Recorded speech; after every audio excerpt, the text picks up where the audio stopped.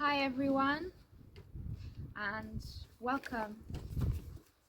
I'm standing here in eastern Crete, and behind me, as you can see, is the town of Agios Nikolaos. I'm standing under the sun, under the beautiful blue skies, and even though it's really sunny today, the town behind us is sleeping, and we are all in mourning at this time. It's a very difficult time for all of us, and we are sending our good thoughts for those of you who might be struggling during these difficult moments. Now, we thought it might be quite a nice idea, since everyone is at home and hopefully taking all of the precautionary measures that have been set by the authorities where you live. We hope it was a good idea to maybe give you a little bit of information, educational information around our town. We've received, of course, a special permission to be here with you today and to be filming on this cliff. So hopefully, or maybe soon, a lot of you have visited this town or are planning to visit in the future, and we would love to have you at some point in the future. So Agios Nikolaos town has been for the last several decades a very popular destination for people from all over the world, and there really is something for everyone here. So there are a lot of different types of accommodation one can choose from, ranging from very affordable holiday rentals and also 5-star hotels as well. Good, so let's talk a little bit more about maybe how we got here and what are the origins of this beautiful town. So Agios Nikolaos occupies the site of the ancient city Latopros Kamara, which was originally the port to the city Latoietera. Now, this latter city, it flourished during the archaic and classical age, and also during the Roman era as well. The city had its own currency, and all of its commercial activity was centered around its port. All of its financial and commercial activity centered around the port. And so this city reached its peak during or around 800 to 700 BC, and that's when it virtually controlled the entire surrounding area. So now the question is, from here, how did Agios Nikolaos, the current city, emerge? So according to historical testimonies, Agios Nikolaos emerged during the Byzantine fall, the fall of the Byzantine Empire, and when Crete was then sold to the Venetians. Now, before the Venetians occupied Agios Nikolaos, it was said that Genovese pirates looted the island. And this is why, in 1206, the famous pirate and adventurer Enrico Pescatore, he built an imposing, really big fortress on the top of a cliff, just like this one, and it was overlooking the entire Gulf. So he named this fortress Mirabello, which means beautiful view. So even to this day, we have kept the name Mirabello to describe the entire peninsula, even though the fortress was later destroyed by the Ottomans.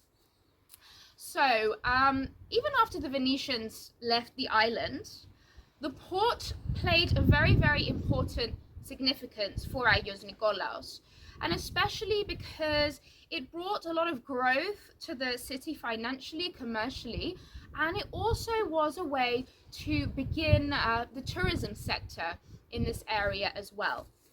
So we're going to skip a little bit ahead, and we're going to start to talk a bit more about more recent times, when tourists and visitors from all over the world started to visit Agios Nikolaos in this part of Crete.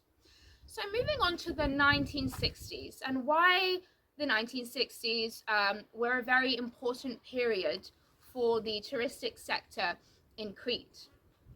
So in the 1960s, the first luxury hotel was built in Agios Nikolaos, very close to the city center, and this was Minos Beach.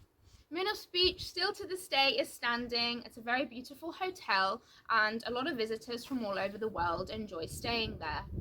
So it's actually interesting here to maybe note that the eastern part of the island during the 1960s and 1970s was flourishing commercially and in the touristic sector, while the western part caught up a little later.